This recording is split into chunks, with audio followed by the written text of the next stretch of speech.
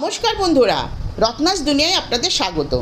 বন্ধুরা, বাড়িতে আপনারা খুব সহজভাবে পেঁপে, করলা আর নজনে ডাঁটা দিয়ে এরকম পাতলা মটর ডাল রান্না করে দুপুরবেলা গরম গরম ভাতের সাথে পরিবেশন করে দিতে পারেন। গরম গরম ভাতের সাথে খেতে কিন্তু অসাধারণ লাগে এই ডাল। কিভাবে রান্না করবেন আসুন আমরা রেসিপিটা দেখে নিই। এখানে আমি 100 গ্রামের মতো মটর ডাল নিয়েছি, আর 2টো করলা নিয়েছি, একটা ছোটো সাইজের পেঁপে নিয়েছি, আর 3টে নজনে ডাঁটা নিয়েছি। নজনে ডাঁটাগুলো একটু মোটা হয়, সজনে ডাঁটা সরু আর একটু লম্বা হয়। আপনারা চাইলে সজনে ডাঁটা দিয়েও এই রেসিপিটা করতে পারেন। এবার বন্ধুরা, ডাল আর সবজিগুলোকে কেটে নেব আর ডালটাকে 3-4 বার করে ধুয়ে নেব। বন্ধুরা, আমি করলাগুলোকে এরকম গোল গোল করে কেটে নিয়েছি আর ভেতরে দানাগুলোকে ফেলে দিয়েছি। নজনে ডাঁটার খোসা ছাড়িয়ে এরকম ছোটো ছোটো টুকরো করে কেটে নিয়েছি। ডালটাকে 3-4 বার জল পাল্টে পাল্টে ধুয়ে নিয়েছি, আর পেঁপেটাকে এরকম ছোটো ছোটো টুকরো করে কেটে নিয়েছি। এবার বন্ধুরা, রান্নাটা শুরু করা যাক। প্রথমে গ্যাসে কুকার বসিয়ে তার মধ্যে মটর ডালটা দিয়ে দেবেন। মটর ডালটা দেওয়ার পরে এবার পরিমাণ মতো জল দেবেন। জলটা এমনভাবে দেবেন যেন ডালগুলো ডুবে থাকে। এবার এর মধ্যে পরিমাণ মতো লবণ দিয়ে দেবেন। এখানে আমি 1 চা চামচের মতো লবণ দিলাম, আর 1/2 চা চামচের মতো হলুদের গুঁড়ো দিয়ে দেবেন। লবণ আর হলুদটাকে ডালের সাথে একটু মিশিয়ে নেবেন। এবার কুকারের ঢাকনা বন্ধ করে 3টে সিটি দিয়ে 50%-এর মতো ডালটাকে প্রথমে সেদ্ধ করে নেবেন। বন্ধুরা, আমি 3টে সিটি দিয়ে ডালটাকে আমি 50%-এর মতো সেদ্ধ করে নিয়েছি প্রথমে। এরপর এর মধ্যে পেঁপে আর নজনে ডাঁটাগুলো দিয়ে দেবেন। পেঁপেটা সেদ্ধ হতে একটু দেরি লাগে, তাই কুকারের মধ্যে দিয়েই আবারও কুকারের ঢাকনা বন্ধ করে 3টে সিটি দিয়ে পেঁপেটাকে আর নজনে ডাঁটাকে সেদ্ধ করে নেবেন।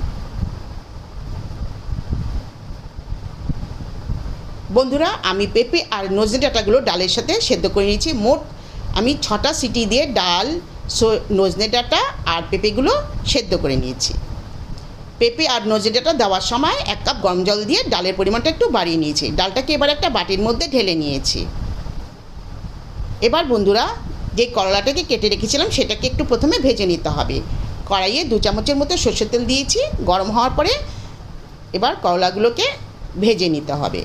করলাগুলোকে আমি আগেই 1/2 চামচ লবণ আর হলুদ দিয়ে মেখে রেখেছিলাম। এবার করলাগুলোকে একটু লালচে লালচে করে ভেজে নিতে হবে। করলাগুলোকে এইভাবে ভেজেই দেবেন ডালে, তাহলে খেতে বেশি ভালো লাগে। আগে দিলে করলাগুলো গলে যেতে পারে। এইভাবে করলাগুলোকে ভেজে দেবেন ডালের মধ্যে। এরকম লালচে লালচে যখন হয়ে আসবে তখন করলাগুলোকে তুলে নেবেন। করলার টুকরোগুলো তুলে নেওয়ার পরে ওই তেলেই এবার একটা তেজপাতা, একটা শুকনো লঙ্কা ফোড়ন দেবেন। তেজপাতাটাকে আমি টুকরো করে দিয়ে দিয়েছি, আর এর মধ্যে দিয়ে দিলাম 1 চা চামচের মতো কালো সর্ষে, 1/2 চা চামচের মতো গ্রেট করা আদা। এবার ফোড়নটাকে খুব ভালো করে নেড়ে চেড়ে ভেজে নিতে হবে। ফোড়নের সাথে আদাটাকেও ভালো করে নেড়ে চেড়ে একটু ভেজে নিতে হবে। যখন খুব সুন্দর একটা গন্ধ বেরিয়ে আসবে ফোড়ন থেকে, তখন ডালটা ঢেলে দিতে হবে। আপনারা যদি মিষ্টি খেতে পছন্দ করেন তাহলে এর মধ্যে মিষ্টি দিতে পারেন। আচ্ছা, এবার ভেজে রাখা করলাগুলো দিয়ে দেবেন, দিয়ে একটু নেড়ে চেড়ে নেবেন। এই ডালটা একটু মিষ্টি মিষ্টি হলে খেতে বেশি ভালো লাগে। এবার এর মধ্যে আমি 1/2 চা চামচের মতো চিনি দিয়ে দিলাম। একটু নেড়ে চেড়ে নিলাম। এবার 3 থেকে 4 মিনিটের মতো হাই ফ্লেমে ভালো করে ডালটাকে ফুটিয়ে নিতে হবে। বন্ধুরা, 4 মিনিট পরে ফিরে আসলাম। ডালটা খুব ভালো করে ফুটিয়ে নিয়েছি।